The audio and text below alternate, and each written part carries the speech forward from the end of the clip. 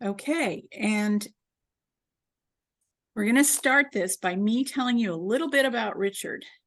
I'm going to first read you some of the read you about some of the incredible things he's done in his life, and then I'm going to read a short passage out of the book about the first time that I ever met Richard Banks. Okay, so Richard has had really a prolific career in adventure travel. He's logged 35 first descents of wild rivers. Now, if you only knew how much effort went into a first descent of a river, 35 is pretty outrageous. So he has been the king at doing this. He's authored 19 books and over 1,000 magazine articles about his adventures. He's won a National Outdoor Book Award and a Lowell Thomas Award. When he left Sobek, he went to work for Microsoft and served as editor-in-chief of Mungo Park, which was their pioneering travel publishing effort, and later became a founding executive of Expedia. Everybody knows Expedia, and part of getting that going was Richard. So he was their editor-at-large. He also founded Well Traveled feature for Slate magazine and was the founding editor and executive producer of Great Escapes for MSNBC.com. In the movie world, he's been a stuntman, a director, and executive producer of 4 adventure-based films. He's launched 2 successful television series, traveling through 10 countries, and those you can still catch on PBS. If you look at your PBS guide, they're still airing. Richard Banks' Adventure with Purpose and Richard Banks' Quests. And he won numerous media awards for those, including 2 Emmys. And his current project right now is called Stellar.com, a digital storytelling platform dedicated to travel. Now, what makes Richard really, really above and beyond is that in 2022, ExplorersWeb named him as one of the 100 great explorers of the last 100 years. That's rarefied air to be a part of. And he shares that honor with people like Thor Heyerdahl, Reinhold Messner, Edmund Hillary, and Neil Armstrong.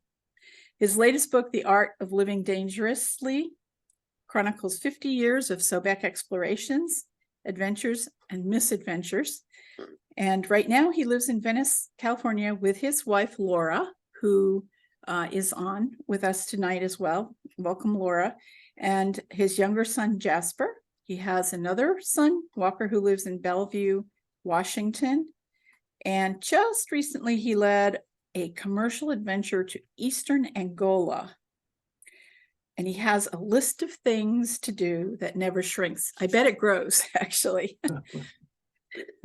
All right, so this is Richard, my super wonderful guest that I have on with me tonight. And in my book, I will tell you how I first met Richard. And I don't know if Richard will remember this. I mean, he's read the book, so I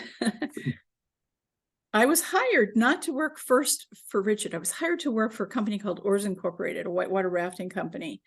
And I went out there and had started my job, was working along, and my first month at Oars flew by. I set up accounting ledgers and payroll journals in the office, while 2 or 3 days a week with 8 other rookies, I headed to the river for guide training. One day, a tall blonde stranger wearing the typical t-shirt, shorts, and Teva sandals of a river guide bounded into my office. Despite his casual attire, his outgoing, self-confident air hinted of leadership qualities. His blue eyes twinkled with excitement, as if seeing an old friend, as he extended his hand. "Hey, I'm Richard. Welcome to the Sobek gang. It's great to have a financial genius on board. John and I need all the help we can get." "Sobek gang?" I asked, puzzled. "Sorry I haven't had the chance to meet you until now. John and I were off on expeditions when you interviewed with George. I just got back to Angel's Camp today." As I struggled to put the pieces together, I recalled George briefly mentioning he'd invested as a partner in a second company with 2 unconventional 29-year-old daredevil adventurers, Richard Banks and John Yost.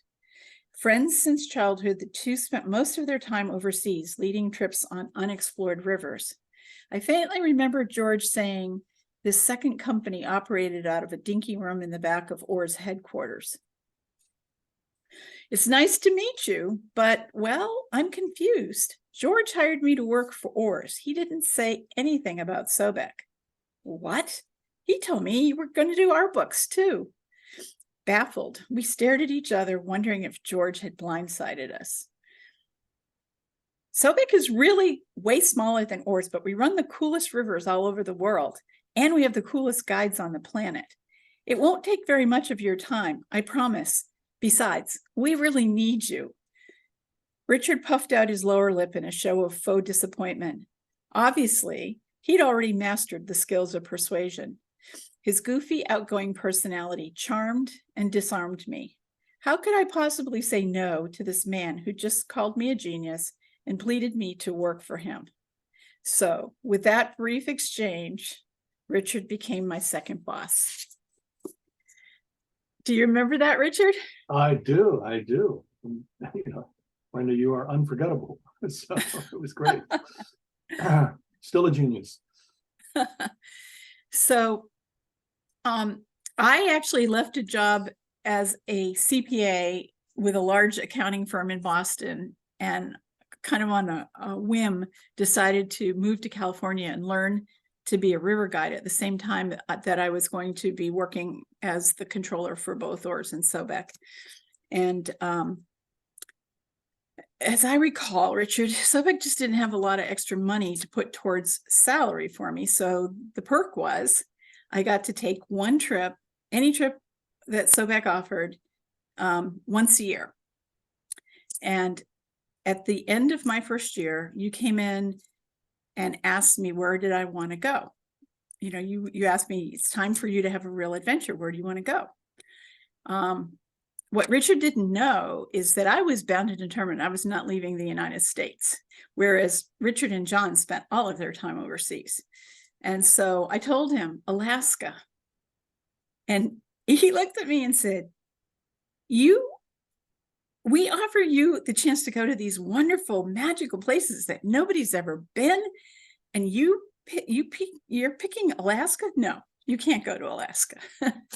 And so I avoided him for 2 weeks until he came in and announced to me that he and I were going to go do this trip in Tanzania that had never been run commercially before. So that's the beginning of this book, this story that I wrote. And I wanted to ask you, Richard, because there's still some questions 42 years later that I still don't know the answers to. So how did we come up, or how did you come up with the idea of running the Kilimanjaro and Rufiji rivers? Well, that is a very interesting question that I think almost nobody really knows at this point, but I can share it now. And it's touched upon a little bit in my book. So as you recall, my father was a career officer at the CIA, and we often would go to my dad when we needed help finding maps or aerial photography of particular places that we hoped to explore. And the company sort of followed us throughout the 70s and what we were doing around the world.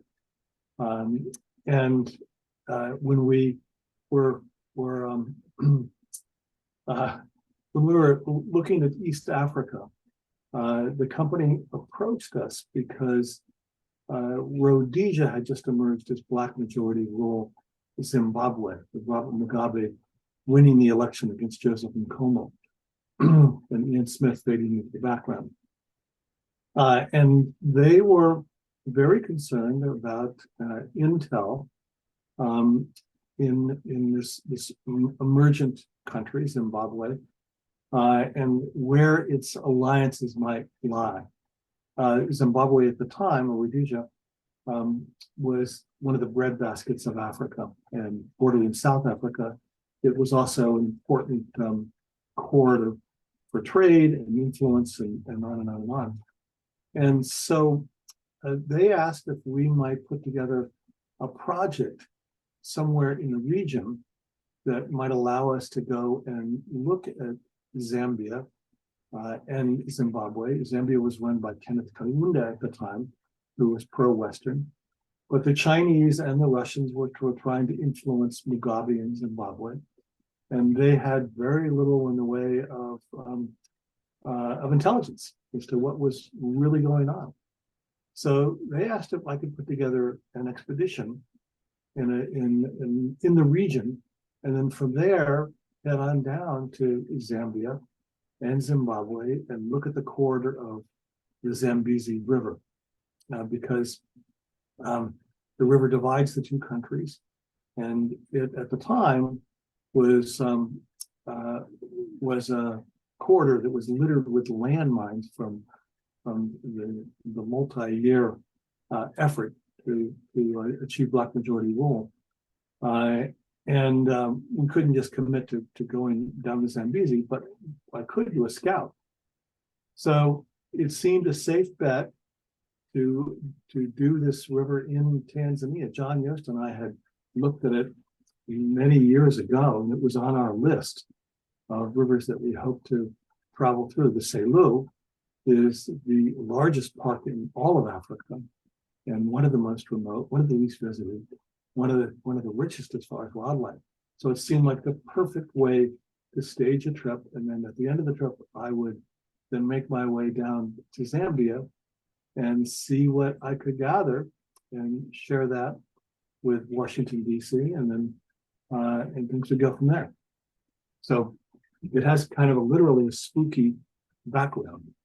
You're hearing it here first.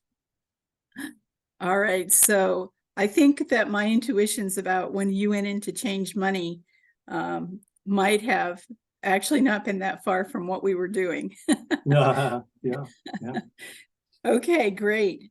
So a lot of people have said to me, why couldn't you say no? If you were really that afraid to go, why couldn't you just say to your boss, no, I don't want to do that. I want to go to Africa? Because for me, I didn't know anything about Africa. This was back in 1981. Television, there were shows on it that were, well, not as bad as this Talking Horse, Mr. Ed, but there certainly weren't worldwide shows that had any exposure to Africa. And in high school, I don't even remember learning all that much about Africa. So I didn't want to leave the United States. I just was afraid of the unknown. So the question, I didn't want to go, but I didn't know how to tell you no, I didn't want to go. And people have asked me, why did you think that I should go on that trip? That's easy. There was no question, having known you and worked with you for that year, that you had a spirit, you had a spark, and that you had the talent and the wherewithal to do something that would be transformational and profound. And Alaska certainly wasn't going to do it. That wasn't venturing far enough, and there was no uncomfortableness and and heading north and staying in the U.S. So I really saw sort of an unpolished gem in you, and I thought, this is a real opportunity. We have to get Brenda into the real field, into the real Africa, and we did, thankfully. Thankfully, yes, we did. So, and part of the reason why I couldn't say no is because you were already making a name for yourself. You were, everybody wanted to work for Sobek. Everyone wanted to work with you, Richard. All of my peers at OARS, where I did most of my river guiding, but all of my peers would have given an arm or a leg to actually be invited to go on a Sobek trip. And I think you realize that. And so I knew that if I somehow said no, not only would I maybe lose your respect, but I also really was fearful of being branded a coward. And in the world of river guiding, you don't say no. I mean, you're not a coward. You should have fear. And I think you'll talk about that a little bit too, that fear is not an unhealthy thing. But you had this charisma and I just couldn't say no. So thank goodness for that. All right. When we get into the book, you were the only guide whose raft got bitten by a hippo on this 12-day trip. And I think that was the first time that you'd had your boat bitten by a hippo, was it, or not? That was the first time for me, but Yep. we had run the Omo River, and one boat, Diane Fuller, who's on this Zoom, was in a boat that was bitten by a crocodile, and Diane fearlessly picked up a metal bailing bucket, and hit it over the head until it finally unwrapped itself from the raft. And we'd had another raft bitten by a hippo on the second trip we did on the river, but it wasn't mine. There was a hippo that tried to bite my boat, but I was able to lift up my oar and sort of give him a tongue depressor very quickly, and he did not sink his teeth into my boat. So yes, the Rafiji, the Kilimanjaro, was the first time that I had actually had the oral reprimand of a hippo. And when you heard that tube burst, what went through your mind? Well, there was gratitude that the boats had 6 different air chambers. So I felt confident, having witnessed and been close to other bites. I knew that unless there was a bloat of hippos, I think that's what you call a group of hippos, who were biting all sides of the raft at the same time, we would be okay. We had, I think, on the first raft trip down the Omo River in Ethiopia, we counted 4,000 hippo, and many of them came up underneath the raft and would lift the raft a few inches into the air, because they can only hold their breaths for about 15 minutes, and then they have to go up and gasp for air. And the river was muddy, so they never really knew where they were going to emerge, and they often came up under the boat. So I felt fairly well acquainted with hippos, not as far as being a hippo whisperer or anything like that, but I felt that I understood what they could and would do, and I didn't panic.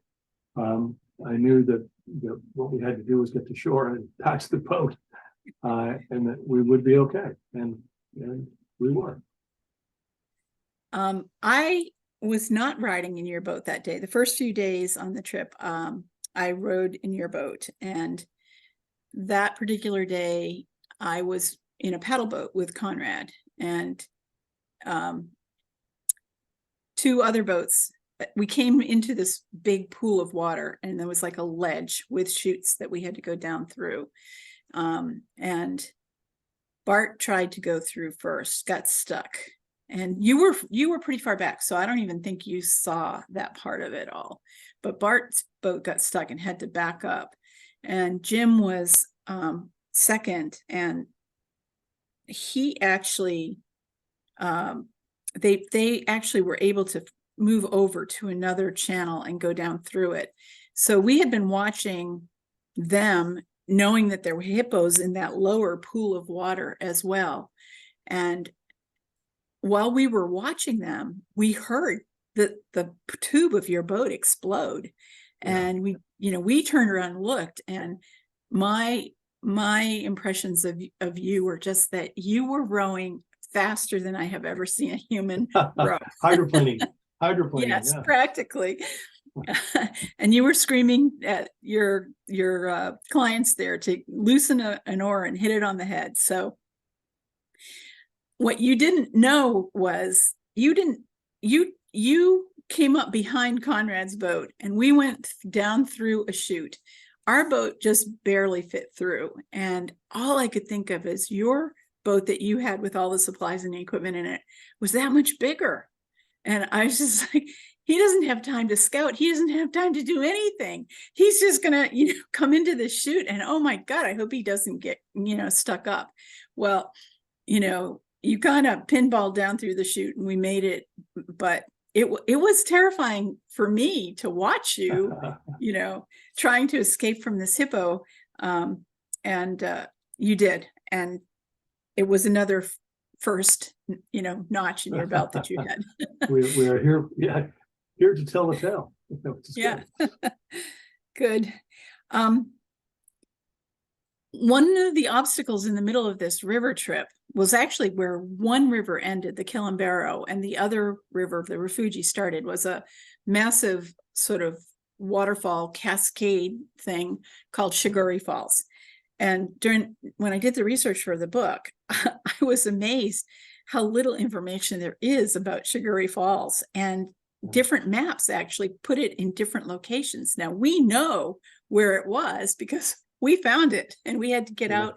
We had to take all of our equipment off the river and portage it through the jungle. And I'm just curious, because that's a very distinct memory for me of how much effort went into that portaging.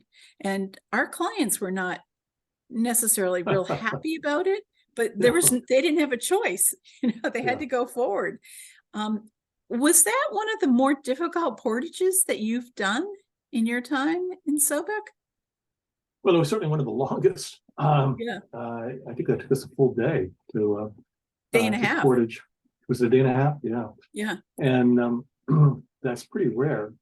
We had done some other rivers, such as the Baro, also in Ethiopia, that had a really sort of terrible elevation loss. So that there were huge rapids, one after another, in kind of a staircase fashion. And we attempted to run it first in high water, and we had a fatal accident.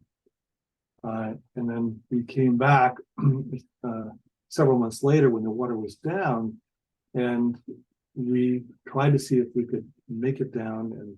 And one of the participants on that first trip disappeared. So we hoped to see if we could find any evidence of what happened. And as we made our way down, we had to portage almost all the rapids. So we would, come to a major eruption or a major waterfall, and it was thick jungle down to the edge. And we'd wrestle the boats down through this steep gorge from one, and then maybe paddle for a quarter mile, let's say, and then do another. So I would say, at least in my experience for portaging, the Baro River was the worst. We spent a week portaging. But as far as a single portage, I would say Shiguri Falls in a day and a half was the longest. And yes, I remember the clients were not particularly pleased with it. But like so many of these adventures, these trips, people will be upset as things don't go as hoped or planned during the process. But then surviving it, coming home, those are the things you remember and treasure the most. So everybody on that trip, I was in contact with many of them for years, and their greatest remembrance of the trip was Shiguri Falls. That was a lesson I learned from you, because I was very concerned about one of the women passengers on the trip. And I actually came in and asked you and Conrad to please go and talk to her, because I was afraid we were going to get sued. She was really, tearful that day. And you taught me that lesson, that don't worry about it, Brenda. When they get home, they're going to actually, all the bad memories are going to go away, and they're only going to be left with the thrill and excitement of having survived an amazing adventure. So it's very true, I think. A well-planned, an adventure is a well-planned trip gone wrong. And And we had certainly had spigots full of things going wrong throughout the years, including on that trip. Yeah. So my last question that I have is about when we got to the top of Stiegler's Gorge. Before we ran it, you and Jim Slade took off and went up to a very remote little hunting lodge owned by Andrew Stevenson, and he took you up in a plane. Except none of us knew where you were going. We just knew that you weren't at lunch. And so you were actually scouting to see where we needed to find the channel to get off to Lake Tagalala, right? Yep. And later, after we ran Stiegler's Gorge and everything, we came out into this very big open, it's like a big flat land, almost like a big swamp. And everything looked the same. Everything looked the same. And so I remember you saying at one point, now we just have to find the right channel. And I said something like, what do you mean? You have topographic maps. And you said, oh no. He said, he told me they were obsolete because there had been a huge flood and it had, changed the channels and everything.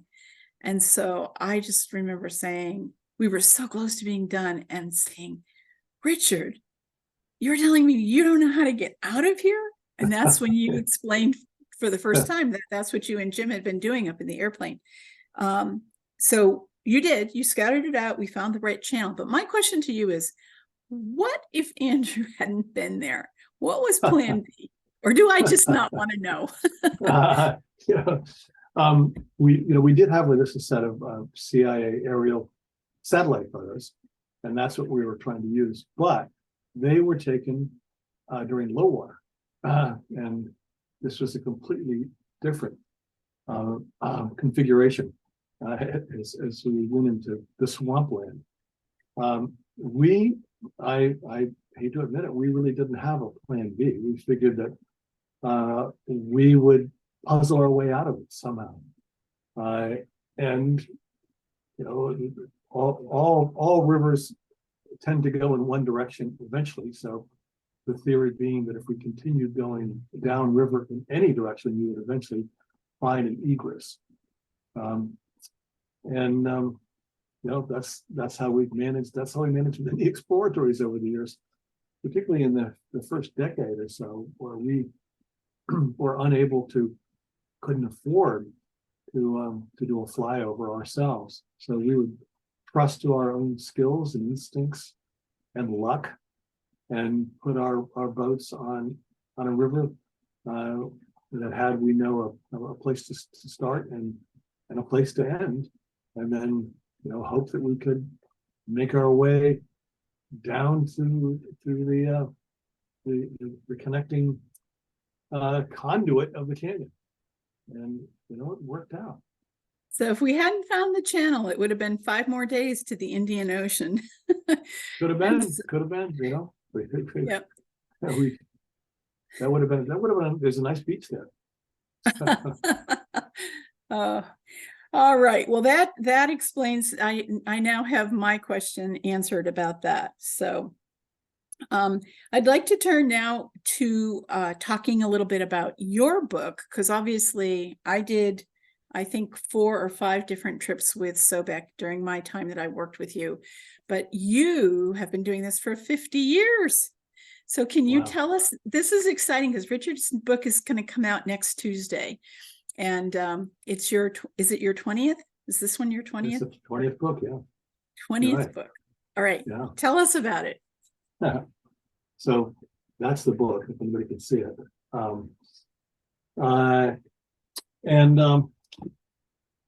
It just felt, as we were getting ready to celebrate with the guides and other people who are part of the Sobek tribe, our 50th anniversary, that it would make sense to sit down, as you sat down, and write up sort of the high notes of 50 years of exploration, and the wonderful things that came out of it, and the things that sometimes went wrong, and there's both the joy and bliss and discovery, but there's also tragedy and disappointment. And part of it is looking not just at ourselves as we took this journey, and as you well know, many of the people that you worked with 35, 40 years ago are still involved with Sobek today. And continue. I think John Yost is currently on a river someplace around the world, as he usually is. So it's also a look at the landscapes through which we passed. They were often pristine and uncharted, uncelebrated, and our presence allowed people in our wake to come and enjoy these very special tracts of wilderness that were inaccessible in any other way, often. But we saw many of these rivers fall to dams, to diversion, to development, to desertification. And we also saw and helped save rivers during this 50-year journey. We lost the Euphrates River to a dam. We did the first descent in Turkey of the Euphrates. We lost the Biobío in Chile, which is one of the greatest river discoveries I think we'd ever come across. But the Tatshenshini, which flows through southeast Alaska, cutting through the highest range in North America, the St. Elias Range, a pristine, pure wilderness that has the highest concentration of grizzly bears and bald eagles in the world, was threatened with an open pit copper mine in British Columbia that would have leached sulfuric acid into the water, which would have poisoned the salmon, and which in turn would have poisoned the bald eagle, who depend upon salmon for sustenance, and it would have really destroyed this very unique and extraordinary wilderness. So Sobek leaned into that, as we did other campaigns as well. But we brought down politicians, journalists. We brought down National Geographic. We took anybody we could to showcase the meaning and wonder of this corridor, and we were able to beat back the copper mine. It was canceled by the British Columbian government, and ultimately it became an international park that connected the Yukon to British Columbia to Alaska. And it's fabulous that we were able to do that. Other places, we lost entire ecosystem. We did the first descent of the Alas River in Sumatra, which runs through the largest wild orangutan reserve in the world. But timber poachers have come in and leveled much of the area. And as hard as we fought to preserve that river, we couldn't. And there are fewer orangutans today in the wild than when we first visited, and made a film about it, and a book about it, and on and on and on. But so it's been a mixed bag along the way, but there's always hope. Dams are starting to come down around the world, and sometimes it's the advocacy that comes from people who have traveled with us and found the magic of these places and been touched by them, so they become almost personal, like a family member, and they will do whatever they can to save a place that has touched their heart. So the book, it's hard to summarize the book in a couple of paragraphs, because it is 50 years of discovery, exploration, lots of adrenaline, but also lots of understanding and learning about the interconnectedness of all things, and trying to draw lines between the various dots to make sense of it all. And I think to a degree we've been successful. I was going to say that one of the things that George told me when I went out to interview him, and I know that you and he completely were on the same wavelength about this, but George said, what I've discovered over the years is that we save what we love and we love what we know. So our job is to show people how truly special these rivers are, so they will engage with us to preserve them forever. And I think Yes. that, has been both of your missions throughout your whole entire life, right? Yeah, that's a beautiful mission statement from George. And yeah, I think sadly George is no longer with us, but he was my partner for 40 some years. And we were kindred spirits in many ways. You know, the opposite of you to a degree, and that I could come up with some wild idea, some wacky place in the world and say, George, you want to come? And he would say, absolutely. He would drop everything to go on a river with us. And the last river I did with George was just before he died. Was in Laos.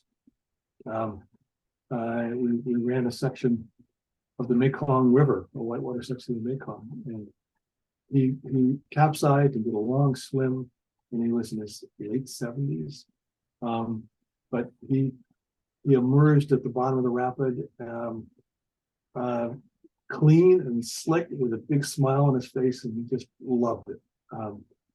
And then we were scheduled to do a river in Guatemala next, but then cancer got him, and he went to the river in the sky. So, but we shared a lot. It was a big part of the book, and his sentiments I share, and I think he influenced thousands and thousands of people over the years with his uncompromised vision as to how you can not only preserve rivers, but make them a priority, and how they can affect people in a very, very positive way. Somewhat related to that, it was very ironic 2 days ago when I was kind of, getting this all organized. I picked up a book that was being thrown or culled out of our library here in our retirement community. And it was a book about Mark Twain.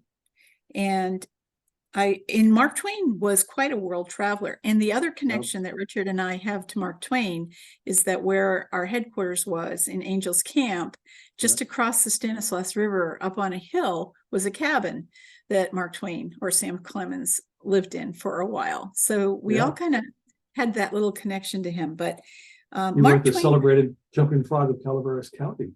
Yes, while he was there, which was in our backyard. Exactly. Which still goes on. Yep. So Mark Twain wrote, "Travel is fatal to prejudice," in that the idea of the world that a traveler carries in his mind, which is like a preconception, which is certainly what I had about Africa, with, wild animals waiting to bite my head off and cannibals ready to make me into stew, must be unlearned as one encounters unfamiliar realities, which are the actual perceptions that we have on the journey.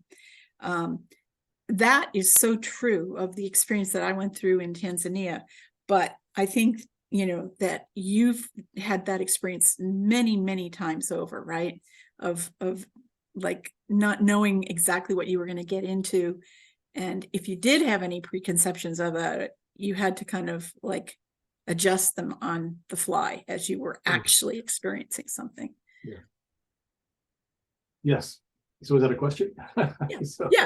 Yeah. Or comment on that. Comment on that. Okay. Yeah. Well, I think that the sentiment that Mark Twain expressed and is often quoted in travel brochures is very valid. That the more you travel, the more you expose yourself to the people you may have preconceived as the others, you find out that they really are not others. That we all have a common humanity.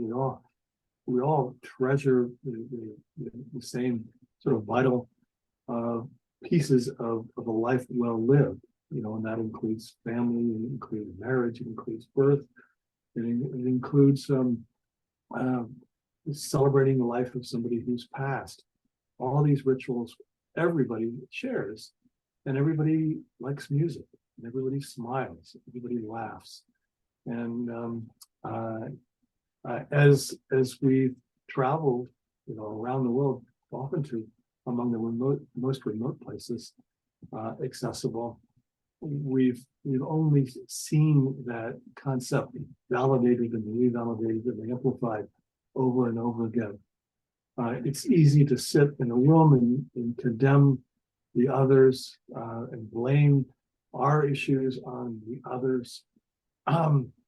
But as soon as you can sit down and share a cup of tea and actually have a dialogue and touch the hand of somebody across the table, and you recognize that you really are all traveling on this spaceship together, and we all have the common goals and concerns, and it's best if we can look each other in the eye and see the soul in the other. It's hard to be bigoted and prejudiced against peoples around the world once you've been exposed to them. So it's a good thing. It's good for the planet. I wish more people could travel. I think one of our goals throughout this 50-year journey is to evangelize the merits of travel, because you always come back more enlightened and better for the experience than when you left. And you learn something, you meet people, things begin to make sense that may have just been, I don't know, a concept or something ethereal. But to be there, to feel the journey makes all the difference. So hopefully we can get more and more people to get on a plane or get on a train or put on lace up their hiking boots and go and move. It's very true. When I went to Africa, I was terrified of everything, terrified of the animals. And probably my big breakthrough moment was when I had to go off from you guys, had to leave you and go down to the river to get cleaned up. I wasn't allowed to go the right-hand trail down to where the men bathed. I had to go by myself down the other trail. And here I came into a group of women and a bunch of children. I couldn't speak one word of their language. And they were busy doing their work, and I was going to get cleaned up. And that was really kind of a scary thing for me. And they were very curious, but they were very welcoming. They never made me feel threatened. And the fact that this tiny little girl, actually got what I needed. She understood my dilemma of how was I supposed to get into the river, not knowing what was in the river, how deep it was or whatever. And it just touched me so much. I think of that little girl. That little girl has stayed in my mind my whole entire life. And I have many times thought, yeah, I would love to go and try and find out what happened to her. What was her life like? Wow, and I think just that's just the type of thing that when somebody touches you that way, there's just such a special feeling about that. So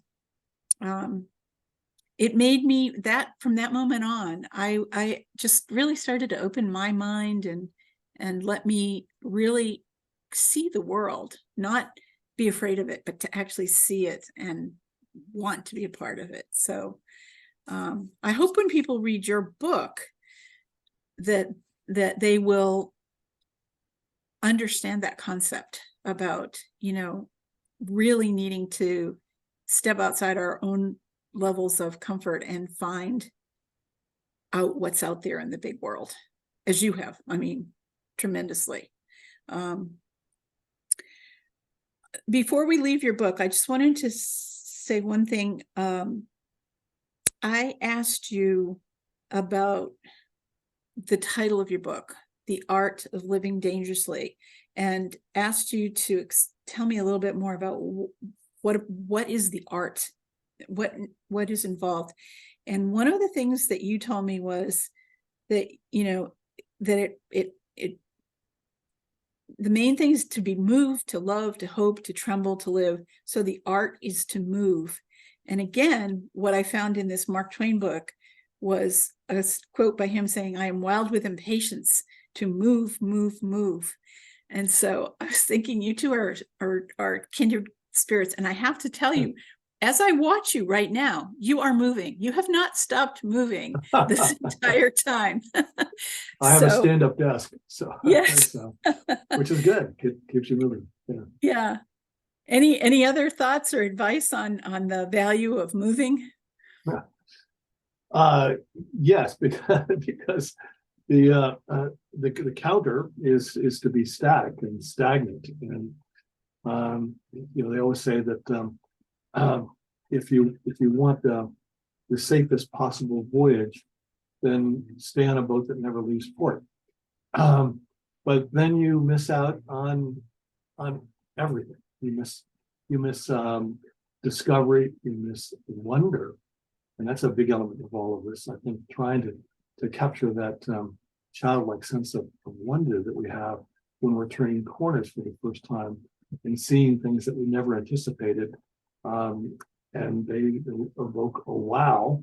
That happens when you travel. You get into that space where you see with new eyes, you see with fresh eyes, and you assimilate and absorb things that you hadn't never even imagined, and all that leads to, you know, this wonderful sense of wonder, which is a very thrilling emotion to have. And I think it also provokes an evolution of consciousness. That the more you venture out, the more you learn, and the more you can see or puzzle together how we are, you know, one big zooming I'm a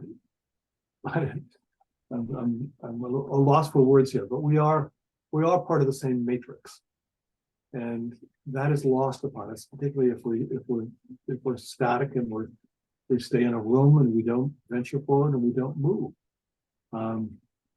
So I will always be, as long as I can, an advocate for putting one foot in front of the other, and stepping into the unknown, because that's how we learn. Great. Well, I just want to say that Richard's book comes out next Tuesday, and you can, I noticed one person asked what was the link to where you could buy Richard's book, and Denise posted that in the chat. Both of our books you can buy on Amazon, and Barnes and Noble, and what? Barnes and Noble as well. And Barnes and Noble, yeah, actually on any online seller of books. And I'm gonna say, as an author, as a first-time author, what I am learning is that it's really important that people who buy the book take the time to give us a review. Those reviews are really, really so important for helping us to get our book attracted to other people. So whether it's my book or Richard's book, if you do have a chance to read it, you know, we both, I'm sure, would greatly appreciate, you know, getting reviews from folks. So that's my little sales plug. That's enough of that. Okay, so now we are at a point where we would love to answer people's questions that they have for either of us. And Denise, have you gotten any questions in for us?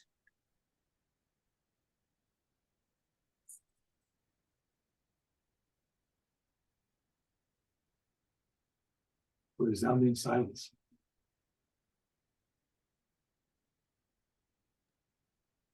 The answer is So I yes. have a few questions. Yes. Are you able to hear me? Yes. Okay. So here's a question. How do you verify that you are actually the first to descend a river? Is the caveat that it is the first commercial trip? And also a related question or not, but do you have to pay the locals fees for access to a river? Two good questions. I would say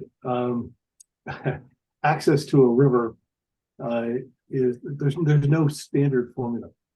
There are many situations where we're going to enter the river or even take out the river on somebody's property, and they will often ask for compensation for it. And we've always been glad to award for that opportunity. Other places, well, many other places, as we did first descents around the world, were just aghast that we showed up with rafts and wanted to head down into troubled waters. They would often gather together and try to talk us out of it. Say, don't do it. You know, people have attempted this before and didn't make it through, and it's too dangerous. So there have been many local people who well, the technology that we carried with us was a lot different and perhaps more advanced than, let's say, the wooden canoes that locals often use to ply the river. And we had a confidence that we could meet almost any obstacle and figure a way around it, be it portage, ghost boating, or running the river. As far as saying or asserting that we were the first in a particular river, I would say that there's a lot of uncertainty when we've made these statements, because we would do as much research as possible before we would head down a river, and very often there's no literature, nothing published about somebody who's been down. Let's say the Indus in Pakistan, which is the 7th largest river in the world, and a really big monster of a river. So we made the first descent from its border with India. We were in Pakistan, all the way down to Nanga Parbat, where the river becomes flat. And we portaged a lot to get through this passage. But it turned out that Lowell Thomas had been there before us and had run a small section of the river, probably just a couple of miles. And you know, we would have to share the fact that he did a couple of miles. He had a capsize and a fatality and gave up on it. But he also deserves credit for putting boats on and doing the short section that he did. I would say there's never certainty. People talk about how John Wesley Powell was the first to make passage down the Colorado River to the Grand Canyon in 1869. But then people have bubbled up over the years and said, oh no, I got swept down the Colorado River 5 years before he did. There's no evidence or proof of it. So unlike a mountain, where there's a linear journey from bottom to top, rivers are rarely run in a purely linear fashion because of the obstacles. There might be a dam we have to portage around. There might be waterfalls we have to portage around. So to do a pure passage from one point to another, and you certainly can't do it when it's a trickle, so it has to be navigable, is a term of art already, because we don't really do it in the purest possible fashion. It may be in the future with better technology, people can actually run these waterfalls with closed inflatable boats, let's say. People have been able to run steeper and higher waterfalls as the years have progressed, and the technology has improved. So even though I think Sobek likes to claim that it's done, I think it's around 200 collectively first descents of rivers around the world. They have to be taken with that has to be diluted with a little bit of water, because we don't really know. But we made a lot of journeys along the way. And rivers change too from time to time. I mean, the courses change. It become, rivers can really end up, at one point being something easily runnable and turned into something that's, death defying, or vice versa. So it depends on the time and the place as well, I think. Well, so they say you can never step into the same river twice. So. Yep. Good. Denise, what else do we have? Okay, another question is, Richard, how do you feel about including film production as part of a first descent? That's always been a mixed bag for us, because we often would finance first descents through a group of clients who just love to travel with us and be part of history. And of course, if you have paying clients, then the last thing they want is a film crew that says, "Oh, we missed that shot. You carry the boats up and do it again." So as time has progressed and we've learned that lesson, we've tried to either keep a first descent. I'll tell you an example in a second. To keep a first descent pure with clients who would share the burden of the costs, such as we did on the Yangtze, for instance, in China, or have a film crew with sufficient wherewithal to cover the cost of the trip.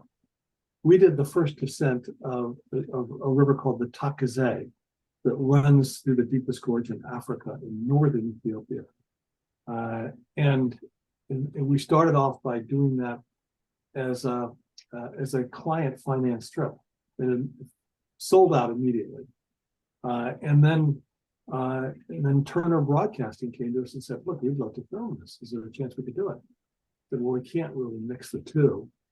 So we ended up launching two trips at the same time. We launched one that was with a Turner film crew, and one that was the clients. And we kind of hopscotched down the river, so we each could claim that we were part of a first descent at the Takazé.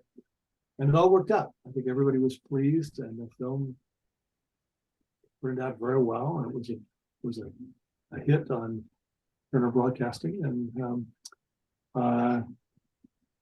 we found the right formula on that particular occasion. Good. Okay, another question. You covered this a little bit, Richard, in the beginning, and this person may have missed it, but the question is, what is the background behind Richard? That's a big, that's a big question. What is your background? Well, I guess what Brenda missed a little bit was I started as a river guide in the Colorado River in the Grand Canyon when I was 18 years old, and it was a brand new activity back then. I grew up in the East Coast in Bethesda, Maryland area, and I belonged to a group called the Canoe Cruisers Association. And the group went off to run the Colorado through the Grand Canyon and C1 canoes. I couldn't afford to go, but they came back with these Super 8 movies of these towering waves and extraordinary rapids and leaping waterfalls that came off the sides of the canyon, and I was entranced and hypnotized by this. So I wrote to the outfitter for that trip. The licensed outfitter was Hatch River Expeditions out of Vernal, Utah. And I said, "Look, I'm an active whitewater enthusiast. I'd love to come out and work with you. I fudged my resume a little bit because I discovered that there were some rivers on the East Coast that have the same names as the West Coast, like the Green. I said, I've run the Green 5 times. So I was immediately hired by mail and came out, and I learned that prior to 1959, less than 100 people had traveled the Grand Canyon. And while those numbers had increased by 1969, not by that much. And they did not have guides. So I was immediately, put to work, learning the ropes and starting to guide the whitewater inflatable rafts through the Grand Canyon. And that changed the axis of my thinking in a way that became irreversible. I saw a whole different side of life that I had no idea really existed, and it wasn't just the environment through which I was guiding, but it was the people I met, because those who were fearless enough to join, which was a relatively new activity in a remote wilderness location, were extraordinary people. And these were people that I would never have access to as an 18 or 19-year-old in real life. I remember taking down the editor of the Chicago Tribune and the Lone Ranger I took down, and took down the president of MGM. And as I set up their tents and helped them out, and they asked me, all sorts of questions about how to survive the colors of the Grand Canyon, they looked up to me. And I'm like, this is such a strange dynamic. I'll go back to school in the wintertime and just be part of the madding crowd. But there, I had access to extraordinary people, and this included the guides and clients, and an extraordinary environment, and it affected me in the most profound way. And I knew at that point that it was something I did not want to give up, and I wanted to continue to pursue, and that's what led to the founding of Sobek. And by background, actually, Richard his degree is in journalism. So one wouldn't normally think that a journalist would become a world adventurer, but he has blended those two talents beautifully, I think. So I would also go ahead. Oops. I was going to say, I also had somewhat of the same experience as Richard when I became a river guide as well. I mean, I was a CPA. Who would have thought a CPA would end up running wild rivers? But I had the opportunity to also work on trips with some pretty influential people. Richard, you may remember I got a chance to do a trip with Jane Fonda and her husband Tom Hayden on the Stanislaus. I remember that, and then she brought her kid on that trip too. Yep. And Richard himself gave me a special opportunity with a ton of pressure attached to it, which was to take the Minister of Tourism of Zambia and a Dutch consultant down the Stanislaus River to try and prove to them that whitewater rafting was not an insane activity. And so he basically said, look, you need to take them down. They need to have fun, because they're the ones that are going to agree or not that we can do the Zambezi River. So, I mean, again, this is a high-ranking official of another country. And so I think that it did. It opened some interesting doors and opportunities. I also got to be in they filmed a pilot for a television show called The Road and the Wind on the Stanislaus River. And I got to be a guide for that as well. So, and Richard, another thing we did was we did shoots for Disney World when they had this big 360 theater. Right. Yeah. So, I mean, we were always amazed. And you had the opportunity to be a consultant on the movie about D.B. Cooper, the guy that jumped out of the plane with Pursuit of D.B. Cooper. Yeah, I was exactly. Robert Duvall's stunt man. It's on that one. So you never know exactly what's going to come your way when you become a river guide. Denise, A lot any of more great people. questions? Yes, there's a few more good questions here. One is, well, just as a very aside, is it turns out the question, what is the background behind Richard? The person asking the question said she meant the mountains in the background behind where you're standing. Oh, that background.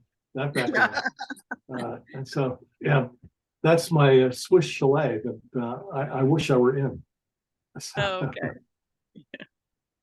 I'm actually So, I'm in Los Angeles actually. So. yeah. Okay. Talk about any tragic events over your career. That's a hard one. Yeah, that's a tough one. We've been pretty fortunate. There have been some incidences. I think at any time, you know, a 50-year history, in something that involves risk, there will be things that go wrong.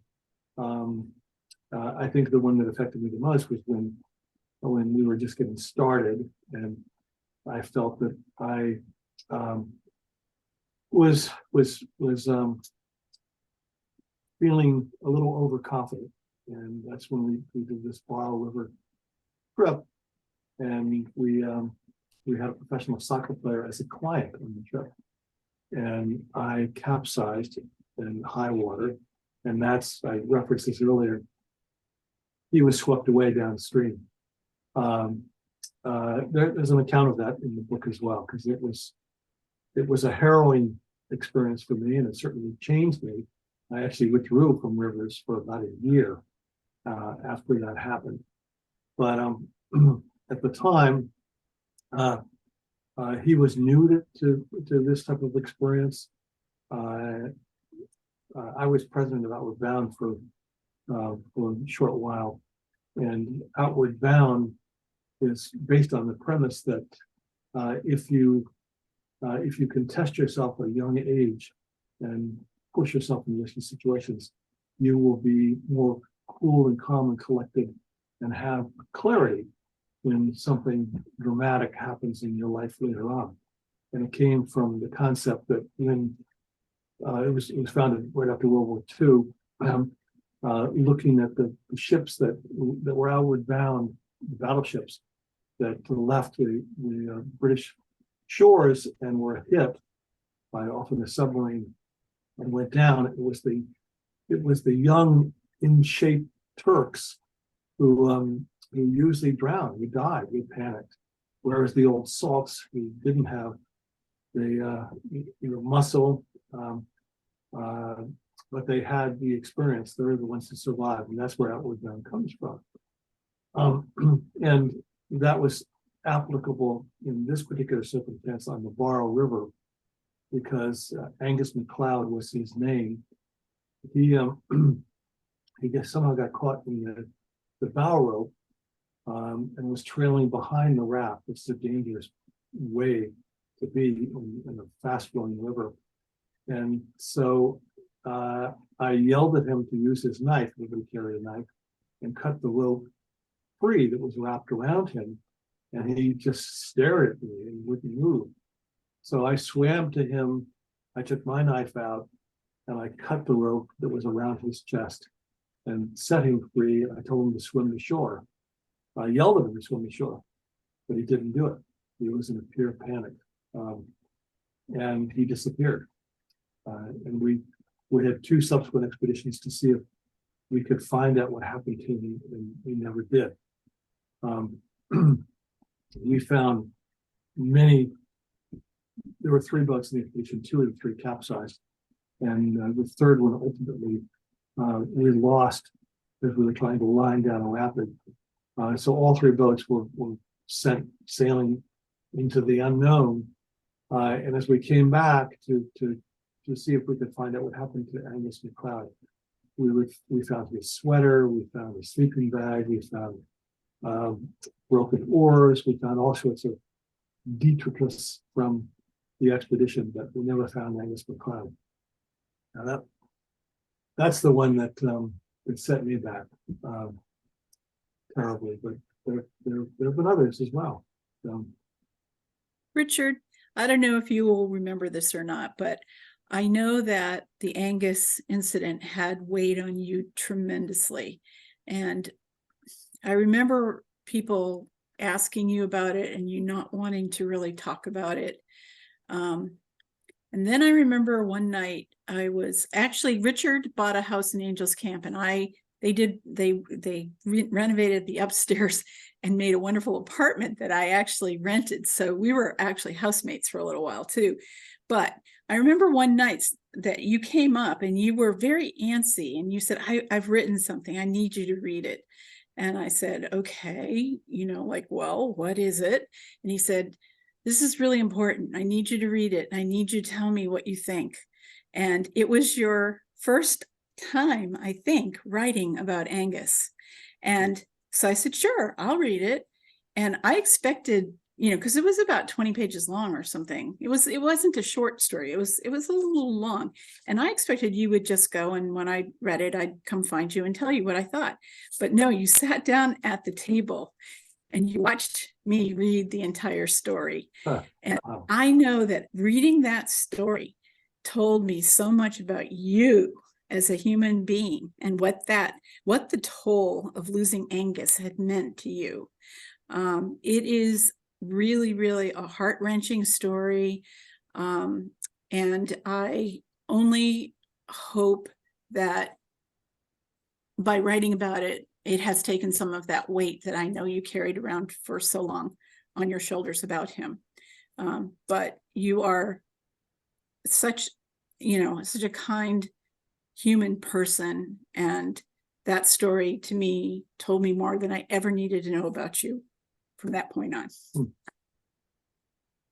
That means a lot. It was definitely therapy. Mm-hmm. For me. Mm-hmm. But it still stays. So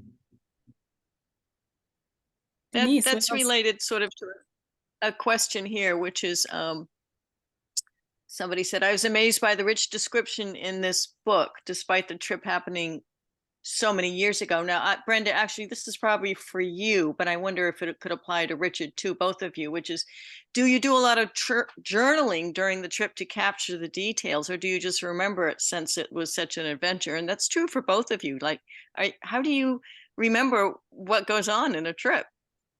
Are you keeping a journal? How do you do that? Well, it's interesting because when I gave the book to Richard to read, I wanted him to read it pretty much before anyone else, because I wanted to make sure I wasn't going to portray him in any way that he didn't, care to be portrayed in. But his question back to me was, how did you remember all of this stuff? And what I can tell you is in the learning that I've done about writing, I learned a lot about how the brain processes information, and whenever it sees something new, and especially emotional, and fear is the strongest emotion of all. Okay. So when I went down this river trip for the first time, being outside the United States, it was like my brain took photograph after photograph after photograph of this trip. Now, the following year, I went to the Omo River, which is also in Africa. And do you think I can remember the details on the Omo trip? I can't. But because this Kilimanjaro and Rufiji River was the first time I was having all of these experiences, they kind of got locked away in my brain. And I remembered a lot of the major things that happened. I remembered Richard's boat being bitten by the hippo. I remembered going to the swimming hole. I remembered seeing the lion. And what I found is that I have the ability, I don't know if it's unique with me, Richard, I'd be curious to know if it's the same with you, but I know that if I sit quietly and I close my eyes and put myself back in the situation, it is amazing how much recall I can get back. But it's a practice. It's like a discipline you have to do, and I have to do it where it's very quiet. And once I had as much down as I could remember, I went to Michael Gillieri and I went to Jim Slade and Bart Henderson, who were also guides on the river trip, and asked them to confirm certain pieces of information. It was interesting because Michael had written a short story about the trip, and I read his. And between us, there were things that were wrong in his story that I actually had the proof for. And he had some things like I didn't know the background of the plane trip either, that Richard and Slade went up to do the scouting on. So it was sort of it was everything I could remember, and then supplemented by reaching out to other people for confirmation. So that's that story. And I am working on another book now that it's more mini adventures, but I'm finding I can use the same technique, because these were places I went to for the first time ever, and doing something completely different. And it just, that's the way the human brain works. So that's what I have to say. Richard, what would you say? I would say that memory palters with the truth. And I have remembrances of so many instances that I will sit down with Jim Slater, John Yost, or others who experienced the same thing, and they have completely different memories. I have been pretty religious about keeping a journal on all of these trips. I have stacks and stacks of things, and they often are just fragments of conversation or observations. They aren't done in a narrative way. It's not like I know somebody will sit down at the end of the day, write full sentences, but I'll write down touchstones, and then they trigger memories. So when I sit down to write something, I'll take the journal and see all these little shards of memory, and then they will, I think, provoke a fuller picture, and I can fill in the spaces and relive the experience, which is the great part about writing, that you get to live it a second time. Mm-hmm. And earlier you said you never step into a river that's the same two times in a row. On this, what I found out about doing this trip on Tanzania was my first trip down the river certainly was full of amazing experiences, and it actually led me to understand what I think the source of my fear of everything was. And it was a breakthrough for me to realize that fear really is a choice, personal choice. You can choose to be afraid, or you can choose to, not be afraid and go for it. When I wrote this book, I found myself going down this river a second time and having sort of a different sort of epiphany of like learning that I could actually write about this in a way that would be attractive to people, that I could tell a story that I didn't really think I was a storyteller, even though, people had been begging me to write these stories. So for me, that Tanzania river trip, I experienced twice in two very, very different ways. And I don't know, do you feel that way, Richard, when you write about a trip, that you've been on it and then later you might, or has it been, for me, it's just the 40 years added? No. I think the phrase you're referring to is you can't step in the same river twice, which I think is Herodotus who first came up with that notion, referencing the Nile. It is probably antithetical to what we're talking about, because you can step in the same river twice if you write about it a second time. So one is experiencing it, and that can shake you to your core. It can open your eyes and mind to things you never imagined before. It can be just the most transcendental, wonderful experience. But when you sit down to write about it, then you can interpret it. And then you discover all sorts of hidden meanings and layers and aspects that weren't evident the first time around. It's like deep think. It's like sitting down and reviewing part of your life in a different way, and it allows you, I think, to find depths that were not apparent the first time around. And so it's a wonderful process. Mhm. Well, our time is just about up. So I want to thank you again, Richard, for leading me on two wonderful adventures. One into the world to open my eyes, and the second has always been your encouragement for me to tell my stories. And certainly once you had my book in your hands, you were my biggest fan practically. So I loved it. I love your book. Yeah. Yeah.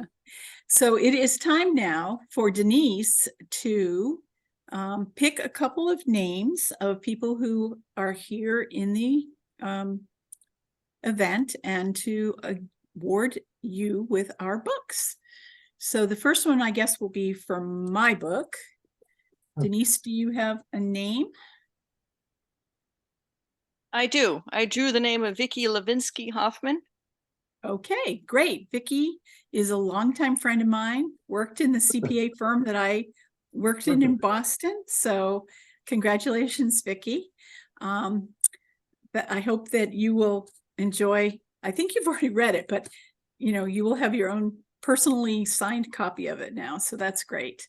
And Denise, for the big prize, Richard's new book that nobody's seen yet. I drew the name of Mary Kowalski. Okay, Great. Mary Yay, is Mary. actually, Mary is in California. I Perfect. believe. I can deliver it. She lives next door. I have to remember where she lives. I'm not sure if I don't think it's in the LA area. I think it may be more up near San Francisco. But she was actually in a class that I taught at the senior college here called The Story of Story, which was teaching people about how the brain works and how to use certain sensory descriptors and emotional descriptors to make your story really powerful. So Mary, congratulations. And I really want to thank everybody who took the time out tonight to come and listen to us. Hopefully you've learned a little bit about the world. You've learned about Richard, who's really one of a kind. And follow him. He's young still. I mean, he may be getting up there in years, but in spirit, this man is indomitable. So I'm sure there are many, many more adventures to come. And eventually I will have a second book out too with more of my little adventures.